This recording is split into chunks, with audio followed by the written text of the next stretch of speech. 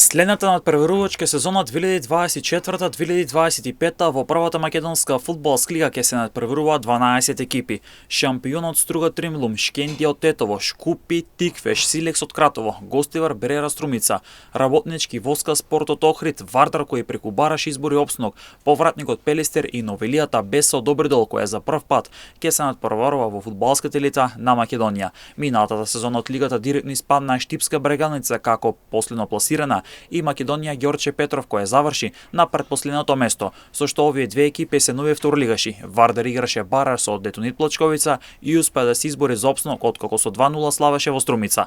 Струга Тримлум ја одбрани титулата во домашното првенство и втора година поред е шампион, додека пак Шкендија заврши на второто место и се обезбеди виза за излез во Европа.